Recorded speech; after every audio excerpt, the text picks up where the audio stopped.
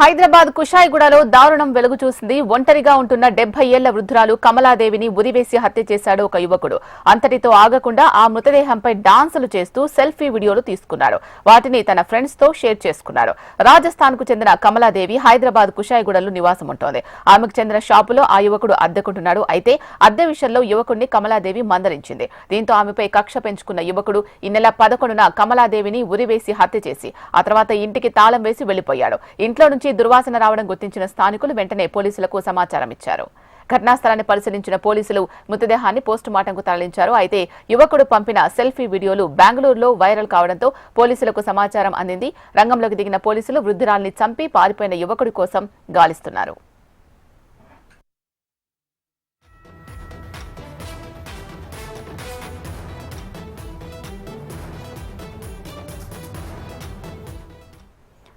హైదరాబాద్ కుషాయిగూడలో దారుణం వెలుగు చూసింది. ఒంటరిగా ఉంటున్న 70 ఏళ్ల వృద్ధురాలు కమలాదేవిని ఉరివేసి హత్య చేశాడు ఒక యువకుడు. అంతటితో ఆగకుండా ఆ మృతదేహంపై డాన్సులు చేస్తూ సెల్ఫీ వీడియోలు తీసుకున్నాడు. దీనికి సంబంధించి మరింత సమాచారం మా హైదరాబాద్ బ్యూరో చీఫ్ రమణ అందిస్తారు.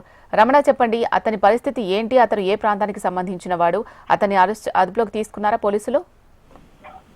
ప్రస్తుతం అతనికి సంబంధించి అంటే అతన్ని పట్టుకునే ప్రయత్నం అయితే పోలీసు చేస్తున్నారు. ఇంకా అతను అరెస్ట్ అయితే కాలేదు. అయితే రాజస్థాన్ నుంచి నగరానికి వలస వచ్చి ఇక్కడ ఒక దుకాణంలో పనిచేసినట్లయితే తెలుస్తోంది. అయితే ప్రస్తుతం ఎవరైతే మరణించి హత్య కాబట్టదో బాధితురాలు ఎవరైతే ఉన్నారో మృతురాలు కమలాదేవికి సంబంధించిన నివాసంలోనే అతడు కొన్ని రోజులుగా అద్దెకుంటున్నాడు. అయితే చాలా వరకు అద్దెకు సంబంధించిన డబ్బులను అడగడం కావచ్చు, మిగతా విషయాల్లో ఆమెపై అంటే ముఖ్యంగా ఇంటికి సంబంధించిన ఆస్తులపై తర్వాత డబ్బుపై దొంగిలిద్దామని ప్లాన్ చేసినటువంటి నిందితుడు ఒక ప్లాంట్ గా ఆ వృద్ధురాల్ని అత్యంత దారుణంగా హతమార్చడమే కాకుండా చంపిన తర్వాత ఆ మృతదేశం దగ్గరే డ్యాన్సులు చేశాడు. వాటిని ఫోన్ లో రికార్డు కూడా చేసుకున్నాడు. వాటిని తన సోషల్ మీడియా అకౌంట్ లో కూడా పోస్ట్ చేయడంతో ప్రస్తుతం ఈ దారుణం అయితే వెలుగు చూసిందని చెప్తున్నారు. ఏదేమైనా ప్రస్తుతం కమలాదేవికి సంబంధించి మర్డర్కు కారణాలపై ఇంకా పూర్తి స్థాయిలో పోలీసులు అయితే ఇటు విచారణ చేస్తున్నారు. ఏదైతే సోషల్ మీడియాలో ఉన్న వీడియో ద్వారానే మొత్తం ఈ విషయం బయటపడింది. అయితే ముందు కమలాదేవి చనిపోయిన తర్వాత ఇంటికి తాళం వేసి వాడు పారిపోయిన తర్వాత అక్కడ ఉన్న స్థానికులు దుర్వాసన రావడంతో పోలీసులు సమాచారం ఇచ్చారు. ఇన్సిడెంట్ ప్లేస్ చేరుకున్నారు. ముందు ఇది అంతా ఎందుకంటే తను ఒంటరిగా ఉంటుంది కదా కాబట్టి తనకు తానే సూసైడ్ చేసుకుందా లేకుంటే ఇలాంటి అనుమానాలు వ్యక్తమయ్యాయి. కానీ తర్వాత ఎప్పుడైతే సోషల్ మీడియాలో వీడియోస్ బయటకు వచ్చాయో ఆ తర్వాత హత్యగా నిర్ధారించారు.